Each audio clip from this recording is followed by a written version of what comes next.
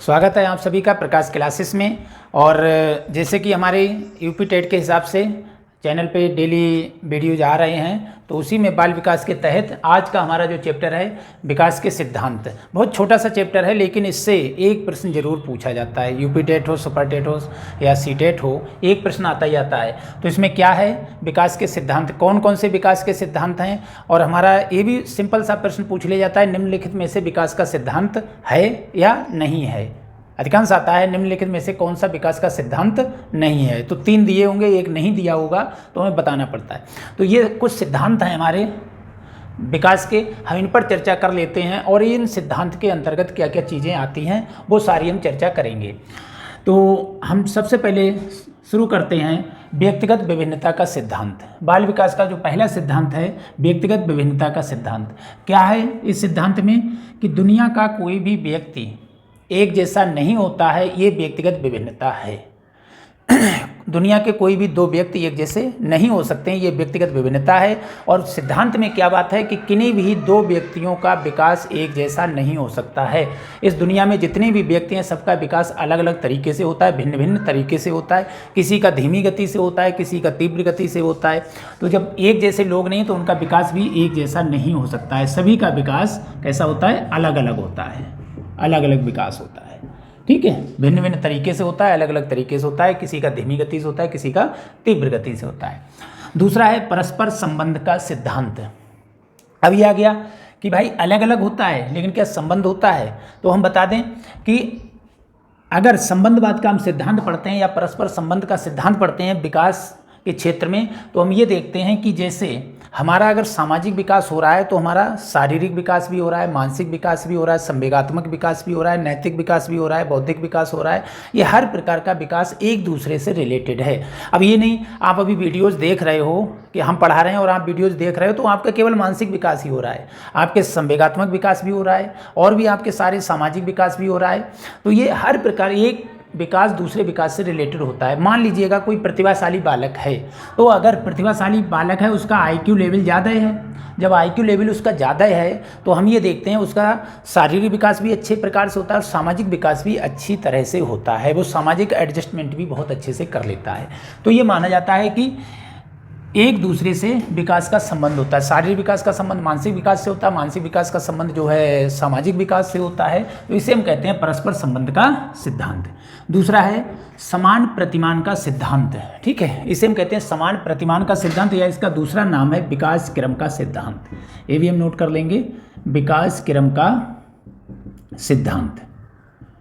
देखिए भाई इसमें क्या होता है विकास क्रम का सिद्धांत। इसमें क्या है कि जो भी विकास होता है उसका एक निश्चित क्रम होता है। ठीक, निश्चित क्रम होता है। जैसे मान लीजिएगा कि शैशवावस्था है, उसके बाद बाल्यावस्था आएगी, बाल्यावस्था के बाद किशोरावस्था आएगी। ऐसा नहीं है कि बच्चे का जन्म हुआ पहले किशोरावस्था आ गई बाद में बाल्यावस्था, ऐसा नहीं है। एक निश्चित क्रम है, उसी क्रम से विकास होता है। तो इसे हम कहते हैं विकास क्रम का सिद्धांत।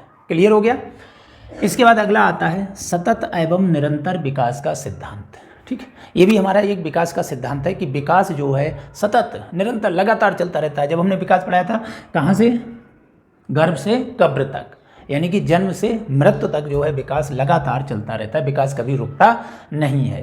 ठीक है, तो विकास की गति धीमी या तेज हो सकती है, विकास की गति धीमी या तेज हो सकती है, लेकिन विकास कभी भी रुकता नहीं है, लगातार चलता रहता है। इसे हम कहते हैं सतत एवं निरंतर विकास का सिद्धांत। इसके बाद आता है सामान्य से विशिष्ट क्रियाओं का सिद्धांत। ठीक, सामान्य से विशिष्ट क्रियाओं का सिद्धांत। हम कोई चीज़ पढ़ते हैं कि विशिष्ट से सामान्य की ओर या सामान्य से विशिष्ट की ओर, लेकिन सिद्धांत हमारा एक ही है और खूब पूछा जाता है सामान्य से विशिष्ट क्रियाओं का सिद्धांत। यानी सामान्य से विशिष्ट की ओर चलते हैं। कैसे, मान लीजिएगा कोई छोटा बच्चा है, उससे किसी काम को करने को कहते हैं। मान लीजिए छोटा बच्चा है और हमने एक बॉल कोई ज़मीन पर फेंक दी, बच्चा बॉल कैसे उठाएगा, वो अपने सभी अंगों का प्रयोग करता है, सामान्य अंगों का प्रयोग करता है। हम कहें पेट से भी उठाएगा, हाथ से भी उठाएगा, पैर से भी उठाएगा, मुंह से भी उठाएगा, जैसे उसकी समझ में आएगा वैसे उस बॉल को उठाएगा।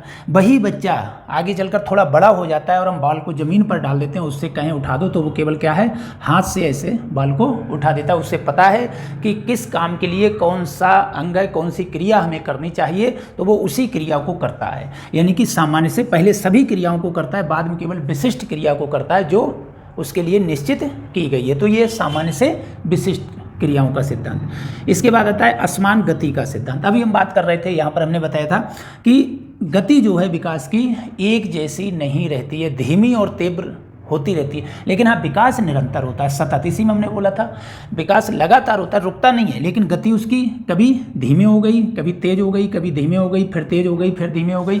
जैसे उदाहरण के तौर पे हम बता दें, जब बालक की शैशवावस्था प्रारंभ होती है तो विकास बहुत तीव्र गति से होता है, चाहे वो शारीरिक विकास हो चाहे मानसिक विकास हो। ये भी माना जाता है कि जो शैशवावस्था है उसमें बालक का लगभग 90% मानसिक विकास हो जाता है। तो शारीरिक विकास भी तीव्र गति से होता है। जब बाल्यावस्था आती है तो वही विकास धीमा हो जाता है। आपने देखा होगा बच्चे की लंबाई वगैरह ज़्यादा बाल्यावस्था में नहीं बढ़ती है, लेकिन जब किशोरावस्था आती है तो बच्चे की लंबाई फिर बढ़ना प्रारंभ हो जाती है। तो इसे हम कहते हैं कि विकास असमान गति से होता है, एक समान गति उसकी नहीं होती। कभी मान लीजिएगा धीमे होता है और कभी तेज होता है। शैशवावस्था में तेज, बाल्यावस्था में धीमे, किशोरावस्था में फिर विकास की गति तेज हो जाती है। तो इसे हम कहते हैं असमान गति का सिद्धांत। इसके बाद आता है वर्तुलाकार विकास का सिद्धांत। जब हमने पिछला चैप्टर आपको बताया था उसमें बताया था कि वृद्धि एक सीधी रेखा में होती है, इस प्रकार से बताई थी कि ये वृद्धि होती है, इधर को भी है इधर को भी है। वृद्धि की दिशा निश्चित नहीं होती है, लेकिन विकास की दिशा निश्चित होती है। आगे बताएंगे तो, और लेकिन विकास जो है वो ये है, ये वर्तुलाकार है, ये वर्तुलाकार है। विकास वर्तुलाकार होता है और वृद्धि एक सीधी रेखा में होती है। तो ये वर्तुलाकार विकास का सिद्धांत, यानी विकास होता है तो उसके बाद स्थायित्व को प्राप्त होता है। हम याद करते हैं, भूल जाते हैं, फिर याद करते हैं, फिर भूल जाते हैं। यानी कि जितना याद करते हैं उसमें से कुछ भाग भूल जाते हैं, कुछ भाग हमें याद रहता है। फिर हम याद करते हैं, फिर कुछ भाग भूल जाते हैं, कुछ याद। इसे हम कहते हैं वर्तुलाकार विकास। यानी विकास होता है और स्थायित्व को प्राप्त होता है, फिर होता है स्थायित्व को प्राप्त होता है। ठीक है, वृद्धि कभी भी बढ़ने के बाद घटती नहीं है, लेकिन विकास वर्तुलाकार होता है, इसलिए हम कहते हैं इसे वर्तुलाकार विकास का सिद्धांत। इसके बाद आता है वंशानुक्रम एवं वातावरण की अंतःक्रिया का सिद्धांत। विकास में ये दोनों फैक्टर बहुत इंपॉर्टेंट होते हैं, बहुत महत्वपूर्ण होते हैं या अपना महत्वपूर्ण स्थान रखते हैं। उसमें एक है वंशानुक्रम, यानी कि वो चीज़ें जो हम अपनी माता पिता से लेकर जन्म लेते हैं या हमारे माता पिता से हमारे अंदर आती हैं, उनके आधार पर हमारा विकास होता है, तो वो वंशानुक्रम है। जैसे मान लीजिएगा माता पिता की लंबाई अगर अच्छी है तो ऐसा माना जाता है बच्चे की लंबाई भी अच्छी होगी। ठीक है, और वातावरण क्या है, अगर वंशानुक्रम के बाद जब बच्चा जन्म लेता है तो वातावरण में आता है, तो जैसा उसे वातावरण मिलता है वैसा ही उसका विकास होता है। अब बहुत से जैसे व्यवहारवादी मनोवैज्ञानिक यही मानते हैं कि बच्चे के विकास पर वातावरण का ज़्यादा प्रभाव पड़ता है, वंशानुक्रम का बहुत कम प्रभाव पड़ता है। ठीक है, तो ये मान लीजिएगा बच्चे का अपना कुछ नहीं है, या तो वंशानुक्रम है या वातावरण है उसके साथ। ठीक है, अब हम पढ़ा रहे हैं, वीडियो बना रहे हैं, तो ये क्या है, वातावरण का प्रभाव है। ठीक है, ये वीडियो ज़्यादा क्यों बनने लगी, यूट्यूब पे ज़्यादा लोग पढ़ाने लगे, क्यों? क्योंकि कोविड आ गया। अब कोविड एक ऐसी स्थिति थी, वो स्थिति कहाँ से आई, वातावरण से आई, तो ज़्यादा लोग पढ़ाने लगे, यूट्यूब पे पढ़ाने लगे और यूट्यूब पे लोग पढ़ने लगे। ऐसे ही वंशानुक्रम जो हमें लक्षण अपने माता पिता से मिलते हैं वो इसके अंतर्गत आते हैं। तो ये वातावरण और वंशानुक्रम की अंतःक्रिया का सिद्धांत कहलाता है। इसके बाद विकास दिशा का सिद्धांत। विकास की दिशा अभी हमने बताई थी निश्चित होती है, ऊपर से नीचे होता है, सिर से पैर की ओर होता है। इसलिए तीर मैंने एरो जो है नीचे को लगाया है कि ऊपर से नीचे होता है, हमेशा सिर से पैर की ओर होता है। दिशा निश्चित है विकास की, इसलिए कहते हैं विकास निश्चित दिशा में होता है और वृद्धि की कोई निश्चित दिशा नहीं है, अनिश्चित दिशा है। तो इसमें जो हमारा मस्तिष्क से पैरों की ओर होता है उसे हम कहते हैं मस्तकाधोमुखी सिद्धांत या सिरोन्मुखी सिद्धांत। सिफ्लोकैडल कहते हैं इंग्लिश में, कभी कभी यही लिख देते हैं हिंदी में भी, इसलिए मैंने लिख दिया इसे सिफ्लोकैडल।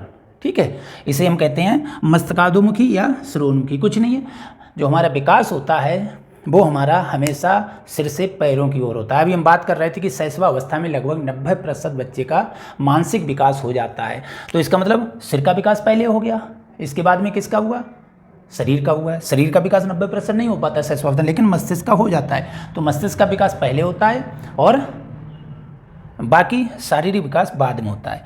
या हम कह सकते हैं कि बालक का जो विकास है वो सिर से पैर की ओर होता है, सिर से पैर की ओर होता है। ठीक, दूसरा इसमें है दिशा में समीपस्थ दूरस्थ सिद्धांत, या इसी का दूसरा नाम है विकास जो है केंद्र से परिधि की ओर होता है, केंद्र से बाहर की ओर होता है, बाहर की ओर होता है, या केंद्र से परिधि की ओर या केंद्र से बाहर की ओर। इसे हम कहते हैं समीपस्थ दूरस्थ सिद्धांत। जितने भी हमारे अंग हैं जो हमारे केंद्र के पास में होते हैं उनका विकास पहले होता है, और जो केंद्र से जितनी ज़्यादा दूर होते हैं उनका विकास बाद में होता है। जैसे हमारा शरीर के हम कह लें आंतरिक अंगों का विकास पहले होता है, बाह्य अंगों का बाद में होता है। हाथ हैं, पैर हैं, इनका विकास बाद में होता है, जबकि आंतरिक जो अंग हैं हमारे हृदय हैं, फेफड़े हैं, वृक्क हैं, इनका विकास जो है पहले होता है। तो विकास की दिशा में दो हैं, एक हमारा मस्तकाधोमुखी या सिरोन्मुखी विकास का सिद्धांत, जिसमें विकास जो है सिर से पैरों की ओर होता है, और दूसरा हमारा है समीपस्थ दूरस्थ विकास का सिद्धांत। इसमें जो है विकास जो है अंदर से बाहर की ओर कह लें, केंद्र से परिधि की ओर कह लें, या केंद्र से बाहर की ओर होता है।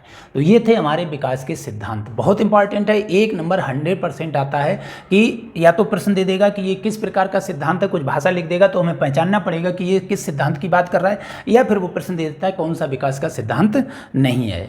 तो भाई ये अगर वीडियो अच्छी लगी हो तो कमेंट करके ज़रूर बताइएगा। बहुत बहुत धन्यवाद।